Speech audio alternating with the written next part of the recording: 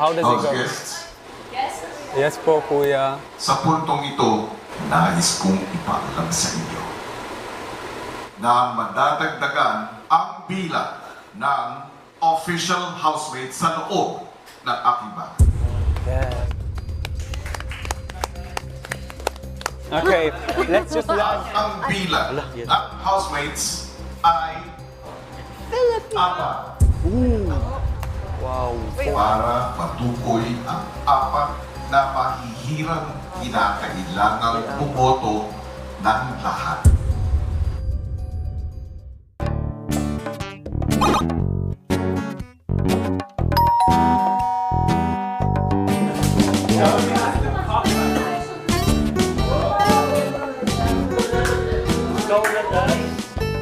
Isa-isang pinatawag ni Kuya ang housemate sa confession room para sa magaganap na botohan.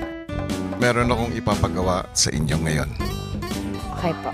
Isusulat mo ang pangalan na sa tingin mo ay karapat-dapat na madagdag bilang official housemate sa loob ng aking bahay. Pagkasulat ng pangalan, pinakita nila kay Kuya ang nais nilang mapabilang sa official housemates. Ang pinipili ko po si Ate Noemi. Colette, sobrang masunurin mo naman. Baba mo ng konti. Kung itinaas ni Colette ng bongga ang pangalan, si Mark naman mukhang may ibang pangalan na sinusulat. Si Bintoy po, kuya. Bintoy, Bintoy po. bagong house guest? Hindi po. Siguro. Sorry po, kuya. Hindi po talaga ako magaling sa pangalan. Nag-a-adjust pa po ako. Okay po. Ito po. Si Binsoy po, kuya. Mark, 2 points. Kahapon ito. Sa tingin ko po sila Jaren po. Si Kuya Daryl. Kailan mo kaya mamememorize pangalan ng mga kasama mo? Matapos ang botohan, lumabas na ang housemate sa garden kung saan ia-anunsyo ni Kuya ang 4 na pangalan na makakasama ng unang 3 naging official housemates na sina Briggs, Jazz at Patrick. Nasa akin na ang resulta ng inyong naging botohan.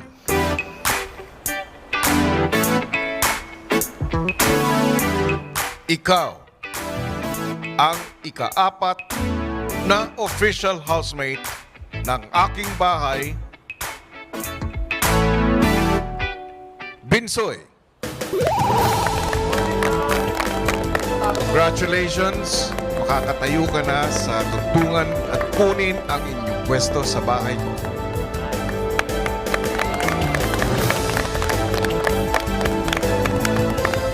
Strategically, makakatulong siya sa mga challenges din namin sa near future. And very positive lang siya. I can relate to him.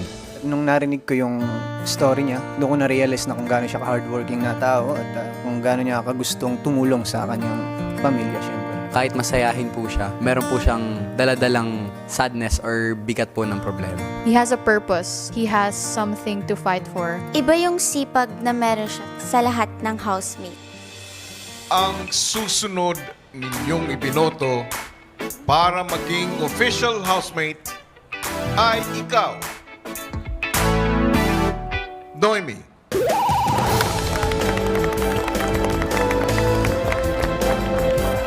May isang mom na mag-look after po sa amin and magbibigay po ng care sa loob po ng bahay. Porsigido po talaga siya na makuha yung slot na 4. Tsaka parang nakikita ko po sa kanya, kuya, na may strong po siya na tao. Nakikita ko po siya bilang isang ina dito kasi parang siya din yung nag-aalaga sa amin, ginaguide niya kami. Ikaw ang ika-6 na official housemate ng aking bahay, Colette.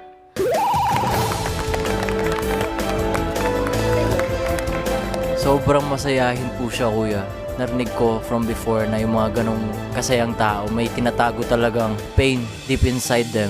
Kaya ginagawa nilang lahat joke para magaan and masaya.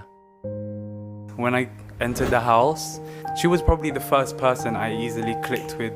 She makes me laugh a lot, and it's always nice being around her. I feel like you're always in a happy mood.